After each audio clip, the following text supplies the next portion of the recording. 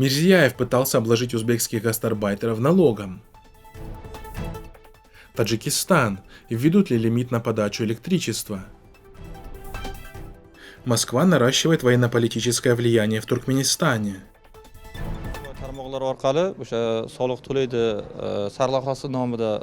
Начиная с 1 января 2021 года, находящиеся в трудовой миграции узбекистанцы будут должны за это платить налоги в бюджет Узбекистана в соответствии с постановлением президента Шавката Мирзияева о мерах по внедрению системы безопасности упорядоченной и легальной трудовой миграции, подписанным в сентябре месяце текущего года. Об этом сообщает Азадлик.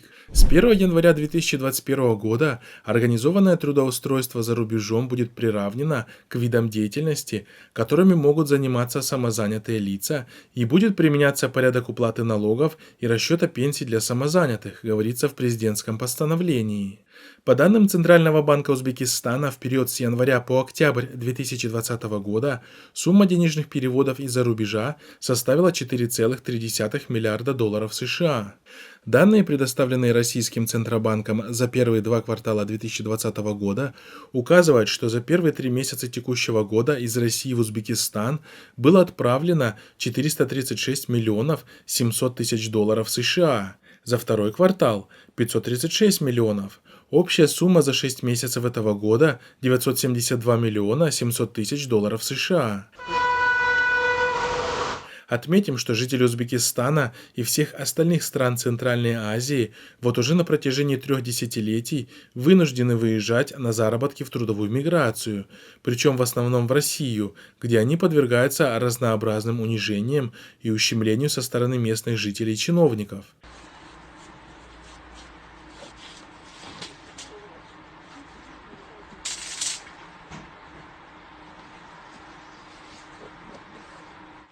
Наблюдатели отмечают, что введение подобного налога является беспрецедентным явлением в мире. Доселе никому не приходило в голову ввести двойное налогообложение на заработки трудовых мигрантов так, чтобы они платили налоги одновременно и в стране трудовой миграции, и на родине.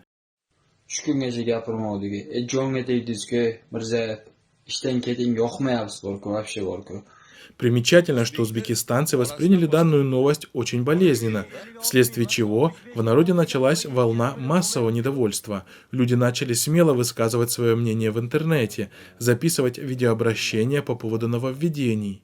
Aziz fuqarolar, ijtimoiy tarmoqlar orqali noto'g'ri talqin qilinayotgan axborotlarga Государственный налоговый комитет оперативно пошел на попятную, назвав информацию о введении налога недостоверными слухами. Как пояснили в ведомстве, мигранты не обязаны платить налог на доходы, но могут при желании уплатить социальный налог в пенсионный фонд. Если гражданин, временно работающий за рубежом, не видит необходимости в исчислении пенсии и стажа в Узбекистане, то социальный налог в пенсионный фонд уплачивать не нужно, сообщили в ГНК, очевидно испугавшись народного гнева. Что власти будут предпринимать с сентябрьским постановлением президента, которое прямо гласит о том, что с 2021 года легальные мигранты будут приравниваться к самозанятым, к ним будет применена уплата социального налога и исчисление последующей пенсии Узбекистана, пока остается неясным.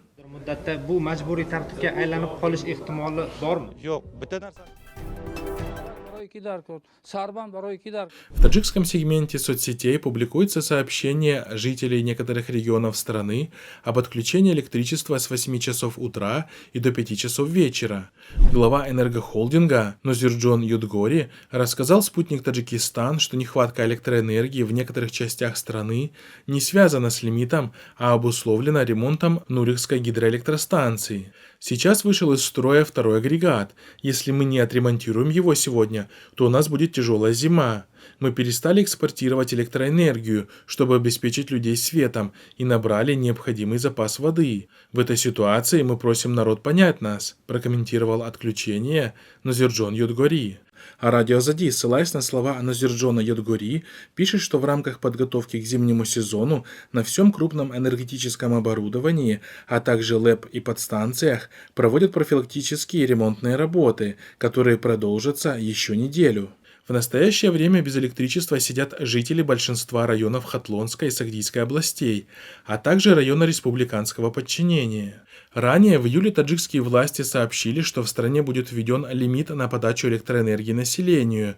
Причиной ввода ограничений на подачу электроэнергии в летнее время власти называли маловодье. Тогда правительство заявило, что вынуждено пойти на этот шаг, чтобы не было дефицита электроэнергии в осенне-зимний период. المنی توجیه به برق نبتواند که چون برق میتونن زواد و کار میکنن فرزندان کار میکنن.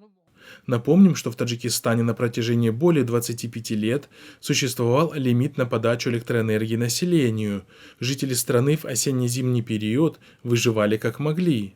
При этом режим Таджикистана осуществлял бесперебойную подачу электроэнергии за рубеж. Только в конце 2017 года власти Таджикистана объявили о прекращении лимита на подачу электроэнергии.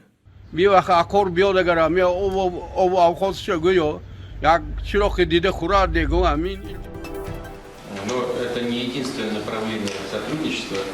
Президент России Владимир Путин 9 ноября подписал закон о ратификации соглашения между Россией и Туркменистаном о сотрудничестве в области безопасности. Документ опубликован на официальном портале правовой информации Российской Федерации. Соглашение было подписано в Москве 10 апреля 2003 года. В августе документ был внесен на рассмотрение в Госдуму. 21 октября законопроект был ратифицирован депутатами Государственной Думы. Туркменские парламентарии ратифицировали документ 24 октября. В документе отмечается, что страны будут взаимодействовать в целях повышения стабильности и безопасности в Центральной Азии и в мире в целом. В рамках данного сотрудничества стороны обязуются координировать свою внешнеполитическую деятельность, говорится в документе. Следует заметить, что Туркменистан всегда держался в стороне от плотного сотрудничества с Москвой, потому данное соглашение для многих стало сюрпризом.